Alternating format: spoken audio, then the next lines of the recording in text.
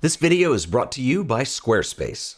Welcome back, everyone. In this video, we are going to look at some viewer work, but there is a method to my madness today. There's a little theme that we're incorporating. This is all work by repeat offenders. And if you don't know what I mean by that, these are all people who've sent in books or zines before, and they're sending in second projects. So this will kind of be fun to look at what's coming in today. Before we get cooking on this, I do want to say real quick that I do have 2 zine workshops coming up. A lot of people ask about these. They tend to sell out. I've announced 2 for this summer in 2025. The first one is going to be starting on June 7th. The second will be starting July 26th. So these are online workshops, which means you can do them from the comfort of your own home. We will meet online, and if you've ever wanted to make a zine and get my input on the design, the layout, the pacing, this is a really wonderful opportunity to do so. So the way that I do these is we will meet once a week for 4 weeks, and so we will have one day a week where we meet, and I will discuss ideas like design, layout, typography. We'll get into pairings, we'll get into form and how you're going to be laying out your zine in the end.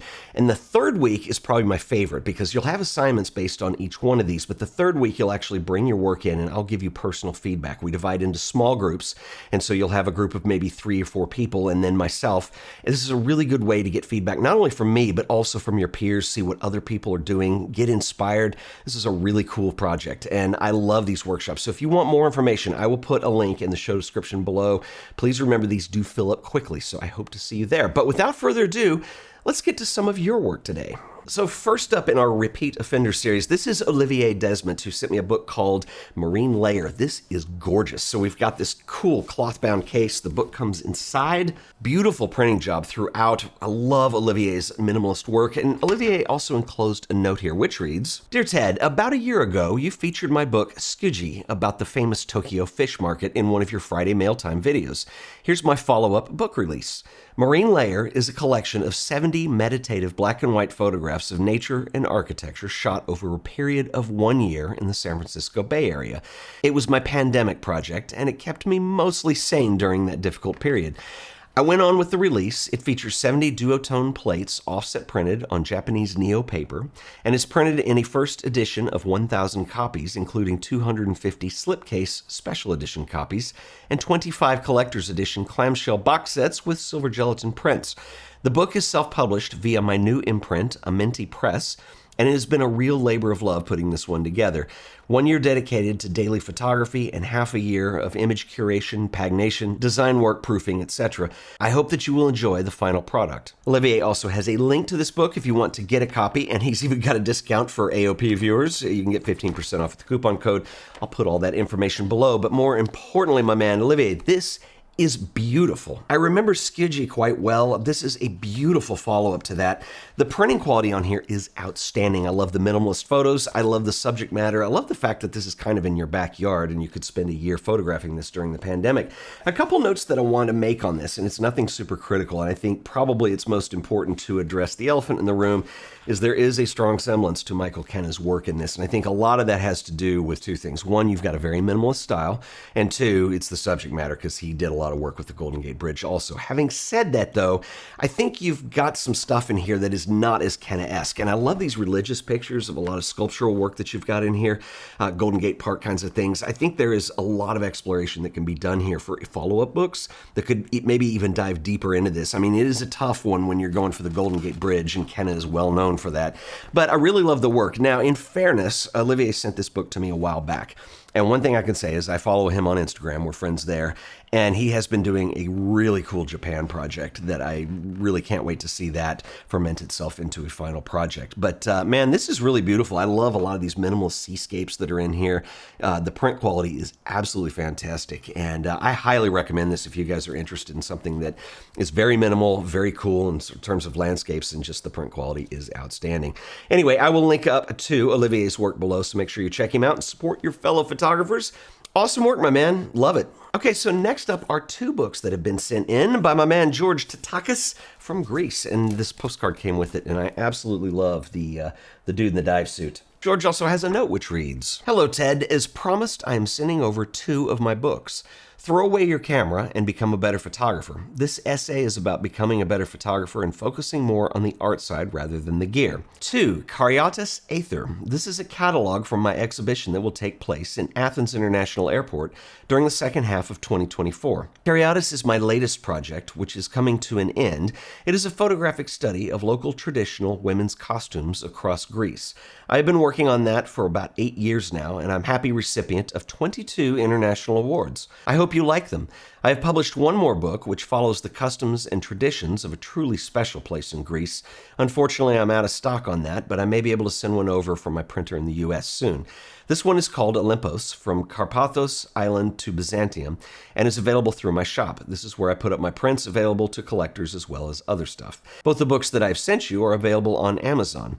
I have been really enjoying the show since the beginning, and it has inspired me a lot during my photographic path. I hope you keep doing it. All the best, George. So George, let's start with throw away your camera. I love this concept. I will have to read this. It is quite extensive, but I really love what you're doing here. And just on first glance, there's a lot of cool stuff on composition in here, as well as you're using your own examples, and it seems really well laid out. And I love the idea of getting away from the equipment side of it and talking about composition and how that applies to becoming a better photographer. So very nicely done. But more importantly, I want to talk about this little book. This is outstanding.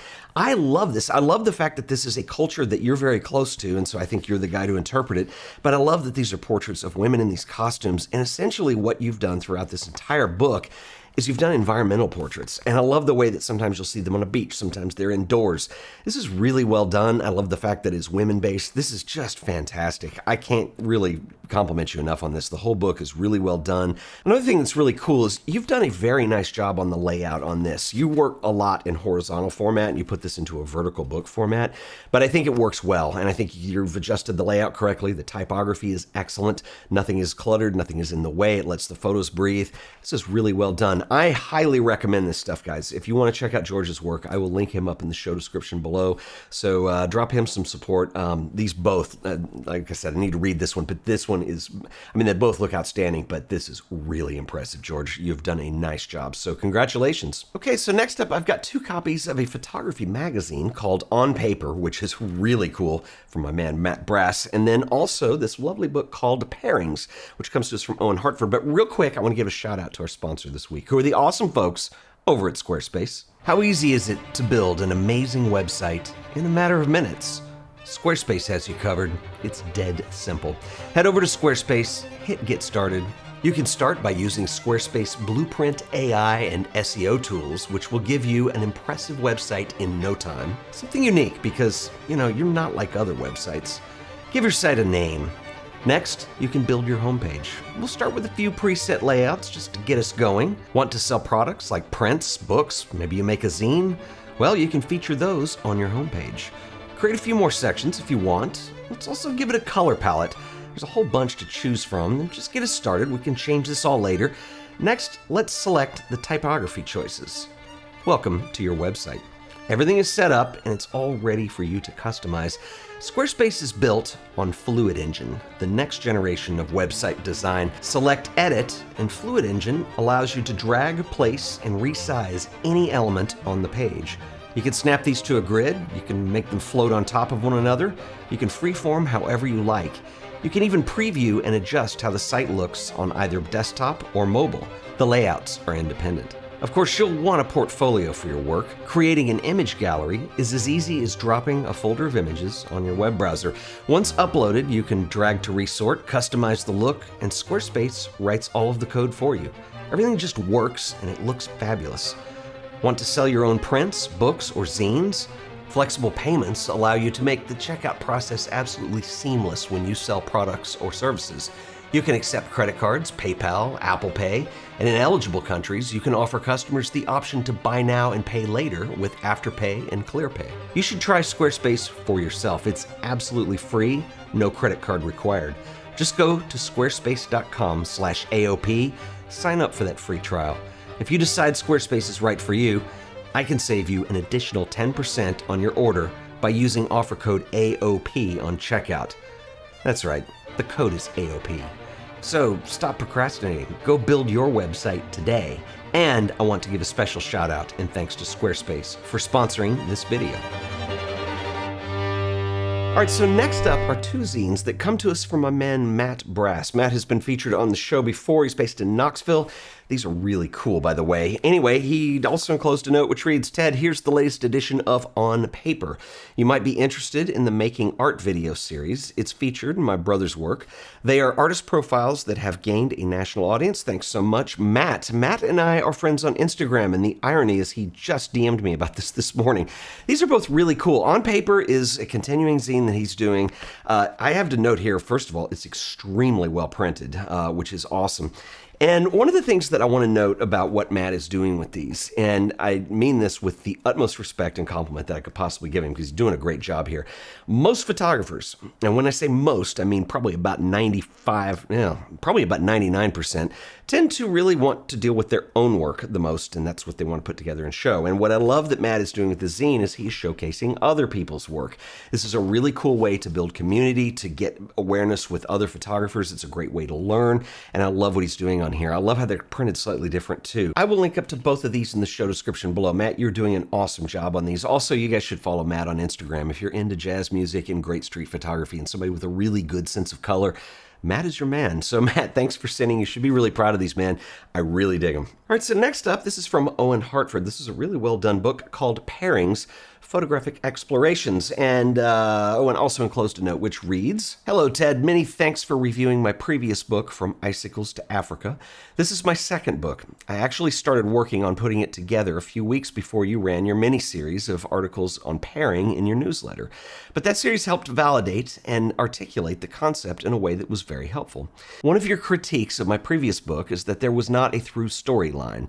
A fair point, but I don't think that every book needs to be a novel or just tell one story. It could be a bunch of stories, a collection of poems, an anthology, or why not just an album of greatest hits? In this book of diverse photos, Pairings is the unifying theme that is exploring how two images can go together. How do they relate? What impact does that have on each or both of them? Does the meaning change? It could be subject matter, place, forms, lighting, a concept, or any number of associations, and people connect things differently. Of course, I want to show off what I think might be some of my better photos, but this could also be a study on how images go together or not. Cheers, Owen. Okay, Owen, awesome work and some good points. I want to clarify a few things, though. The thing about pairings, and you said in here, a fair point, but I don't think that every book needs to be a novel or just tell one story, and I agree with you completely. It does not. The idea with pairings, and I don't want to overcomplicate this here, and I think you've done it very well in this book that you put together here, is when you have two images that relate to one another. Now, in theory here, not every book does need to tell a story, but when you're looking at a book as a viewer, you have two images that are being shown at the same time. There is a relationship between those two images, whether you want it to be or not. Otherwise, you'll see photographers who leave the left side blank, usually, if the image needs to stand alone. So when you do have that, it can be about telling a story. It doesn't necessarily have to be that literal. It doesn't have to be that narrative, but there is some kind of relationship between those two images, and that's why image selection becomes very important. You have a narrative, and it may be in a geographic or geometrical sense, it might be in a lighting sense, but there is a relationship that goes there. Now, I love what you're doing here, and I want to make a couple comments on it. So I don't know if you're doing this intentionally or not, but I do like it. So for instance, you have two landscape images that have a similar geometry to them. They have similar, maybe not lighting, because this one's definitely got the atmosphere to it, but it's about this curve in here, and this one's about this wave that's coming in. This is an excellent example of that. I think you have others in here where you have kind of something that's a little bit different, but still raises the question and has enough that's in common. It doesn't have to be that literal. One thing that you do a lot, and I see a lot of people do this, is that you get into the idea of the subject has to be the same, and then it becomes this concept of mirroring, and that seems to be what is on the cover here. You've got the tree, and then you've got a smaller plant, and they sort of echo one another in terms of form. That's not a bad thing, but I think it's important to try to even think beyond that. And I have an example here I want to show you. So this is a postcard that sits on my desk. I bought it on eBay a long time ago, and this is a pairing that I think is probably one of the greatest pairings in the history of photography. So this pairing was done in 1874 by a photographer named James Naismith. James had a book called The Moon, Constructed as a Planet, a World, and a Satellite. Now, from a scientific perspective, that book was full of inaccuracies. Science was not anywhere near it was today, and so there were a lot of theories about the moon that he was trying to explain. And one of those theories is that the moon had a bunch of craters and mountains on it that were done by this method of shrinkage over time. And so to illustrate this, they couldn't do astrophotography at that point. You have a wrinkled hand on one side, and you have an apple that is turned upside down that is old and wrinkled on the other. So this whole idea of shrinkage, which is completely laughable in terms of today's science. But artistically, this is incredible because he uses this double spread as a metaphor. Two images that sort of relate to each other. They have wrinkled and they are starting to shrink with age, but that's the connection, that's the thread. So sometimes you can treat this as highly conceptual. I think this is one of the best spreads in the history of photography and one of the earliest examples as well. James Naismith is not even known as a photographer today, but man, this is like, it doesn't get any better than this. And the reason I say that is there's nothing obvious about this. What James Naismith does is he asks the viewer a question, and even if you don't know the context necessarily, there is an odd pairing here that's going on. If I hadn't told you any of the thing about the book or the scientific theories, just to see these two images side by side is something that's just gorgeous. And so that's my point, is that I did a video, and this was years ago, and it's something I've been thinking about more recently, and I think this is a great example of this, is that when we have work that we show, we feel like as photographers we are providing the answers, where I think sometimes it's interesting to provide the question to the viewer. Now, I realize that's highly conceptual, but within a project like this, I think what you've done is you've taken a technique, which is what we're going to do, is we're going to do pairings. What I would like to see you do is do that, but like, we're not going to talk about what it is that we're doing necessarily. We're going to leave that open-minded, and we're going to leave it less obvious, maybe more obtuse, and like, let the viewer figure that out. I think it's okay to leave those questions there. I am not nitpicking this at all. I think you've done a wonderful job, and I absolutely love the fact that you went to the trouble to put together all of this work and actually sew it into something that is cohesive, that makes sense, and is based on that idea of pairings. I'm sure you learned a lot from this. I hope you did. And I think it's a really wonderful testament. You've got some really great pairings in here. So anyway, keep it up, my man. Keep up the good fight and keep up the good work. I really like the previous book too. So anyway, if you guys have any questions on anything or comments, drop them in the box below. I will see you on the next video. Until then, later.